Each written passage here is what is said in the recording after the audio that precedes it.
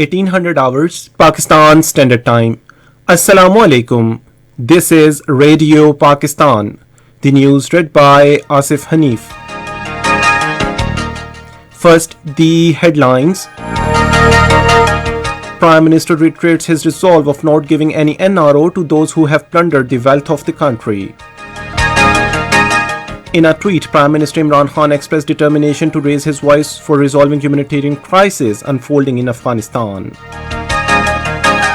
Minister of State for Information says private sector got record loans under two schemes of State Bank of Pakistan during 2021, reflecting increased business activity. Punjab Safe Cities Authority will assist Balochistan government in establishing Gwadar Safe City project. 32 fishermen have been rescued in joint efforts of various government departments near KT Bandar in Thatta. In Indian illegally occupied Jammu and Kashmir, brute Indian forces are harassing the people of the territory ahead of India's Republic Day on Wednesday. And now the news in detail. Prime Minister Imran Khan has reiterated his resolve of not giving any NRO to those who have plundered the wealth of the country. He was responding to people's live telephone calls on PTV. The program was also broadcast live on Radio Pakistan's National Hookup, while BBC social media live streamed it from all its platforms. The Prime Minister said opposition cannot blackmail him to get an NRO. He said giving them an NRO will be a treachery to Pakistan and he will not allow this. He said that he cannot give an NRO to criminals and dacoits. The Prime Minister said some media elements are spreading disappointment and hopelessness through fake news and negative propaganda. Quoting report of the World Bank, Imran Khan said inflation is reducing in the country while economy is growing by 5.37% despite COVID-19 pandemic. He said construction sector is booming in the country. He said banks have received applications for housing loans worth 290 billion rupees and around 140 billion rupees have been given to the applicants, which shows public's trust in government's policies. He said 45,000 housing units are under construction, while the private sector and building developers are constructing 3 million houses in their 342 projects. He said 30 industries are directly linked with the construction sector and are getting benefit of this boom. Talking about the agriculture sector, Imran Khan said the country has witnessed a record production of wheat, sugarcane, rice and maize, which resulted into income of 73% of the farmers' community. He said that every family in the rural or agriculture sector received an additional income of around 1,65,000 rupees. Large-scale manufacturing witnessed a record increase of 10%, while vehicles, tractors and motorcycles showed record sale due to prudent economic policies of the government. The Prime Minister said that the government is working to remove difference between powerful and the weak segments of society in implementing the law. He stressed the need of the collective efforts of the society against corrupt elements and criminals to ensure rule of law in the country. He said, unfortunately, our opposition leader addresses in the parliament leveling baseless allegations on the government, but does not answer about allegations against him on corruption of 16 billion rupees in Ramzan sugar mills. He said now the opposition is attempting to take people to streets against the government, but it should keep in mind that the public will not come out to protect corruption of political leaders. Imran Khan said dispensation of justice is impossible until we bring the privileged under the rule of law. He said the judiciary should conduct day-to-day hearing of corruption cases to take them to a logical conclusion. He vowed to bring reforms to the criminal justice system in cooperation with the judiciary to prevent mafias getting unnecessary stay orders.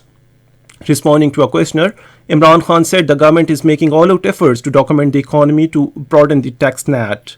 He said the government has compiled the details of luxury vehicles and houses and their owners should honestly pay their taxes. He said every citizen will have to pay taxes to take the country forward on the path of development and prosperity. Prime Minister Imran Khan has expressed the determination to raise his voice for resolving humanitarian crisis unfolding in Afghanistan. In a tweet today, he urged people to join international initiatives for addressing the Afghan crisis, which has put millions of Afghans, especially children, at risk of starvation. Meanwhile, in his tweet, PTI Senator Faisal Javed also appealed to masses to support international initiatives for resolving humanitarian crisis in the war-torn country. Minister of State for Information and Broadcasting Farooq Habib says the private sector got record loans under temporary economic refinance facility and long-term financing facility schemes of State Bank of Pakistan during 2021. In a tweet, he said this development is reflected in imports of modern machinery, criticizing the governments of Pakistan People's Party and Pakistan Muslim League Nawaz. The Minister of State said both ignored private sector during their tenures. He said both parties used to cover their losses by massive printing of rupee from the central bank, which left nothing for private sector to make investments. Punjab Safe Cities Authority will assist Balochistan government in establishing Gwadar Safe City project. A memorandum of understanding to this effect was signed between Chief Operating Officer Punjab Safe Cities Authority Muhammad Kamran Khan and Project Director Gwadar Safe City Shehzad Asif in Lahore today. According to the agreement, PSCA technical team will visit Gwadar Safe City project to assist in installation of Safe Cities cameras, networking and communication, and setting up of the command center. PSCA will provide guidance on technical requirements for all important posts in the Gwadar Safe City project. This news bulletin comes to you from Radio Pakistan. Minister for Religious Affairs Dr. Nurul Haq Qadri says the government has initiated various development projects for welfare of masses. In a statement today, he said the government is working to provide low-income segments of society their own houses under Naya Pakistan Housing Scheme. Dr. Nurul Haq Qadri said the housing sector and construction industry are flourishing in Pakistan due to prudent economic policies of the government. Speaker National Assembly Asad Kaisar says media has an important role to highlight the problems of people and is playing the role of a bridge between the government and the citizens. He was talking to a delegation of journalists that called on him in Sawabi today. The delegation discussed various aspects of media and problems faced by them. The speaker assured the delegation that problems of the journalist community would be resolved on priority basis. Polling on the 2 seats of the Kashmir Council will be held tomorrow. Polling will start at 10 a.m. and continue till 2 p.m. without any break. The AJK Legislative Assembly is electoral college. 12 candidates are in the run for 2 seats of Kashmir Council. 32 fishermen have been rescued in joint efforts of various government departments near Keti Bandar in Thatta. According to a press release of Pakistan Maritime Security Agency, 2 dead bodies have also been retrieved. PMSA is working in coordination with Pak Navy and civil government at PMSA base. 3 boats were capsized near Keti Bandar in Thatta yesterday, carrying 44 fishermen in total. The rescue operation is underway. In Indian illegally occupied Jammu and Kashmir, Indian forces have unleashed a reign of terror and harassment against the India's so-called Republic Day celebrations. According to Kashmir Media Service, for the past many days, a curfew-like situation prevails in the occupied territory amid heavy deployments of Indian troops and police personnel to prevent anti-India rallies. Posters have once again appeared in the valley, appealing people to strongly respond to the APHC call for the observance of Indian Republic Day as Black Day. And now the news from weather. Rain and snow is expected in Islamabad, Upper Khyber Pakhtunkhwa, Upper Punjab, Gilgit-Baltistan and Kashmir during the next 12 hours. Dense fog is likely to prevail in Upper Sindh and plain areas of Punjab. To end this news bulletin, here once again are some of the headlines. Prime Minister reiterates his resolve for not giving any NRO to those who have plundered the wealth of the country.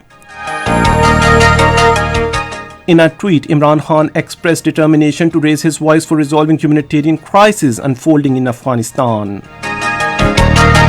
Minister of State for Information says private sector got record loan under 2 schemes of State Bank of Pakistan during 2021, reflecting increased business activity. Punjab Safe Cities Authority will assist Balochistan government in establishing Gwadar Safe City project. And that is the end of this news bulletin. For more news and analysis, log on to our website radio.gov.pk and also watch the live video streaming of our news bulletins on the link facebook.com/Radio Pakistan News Official.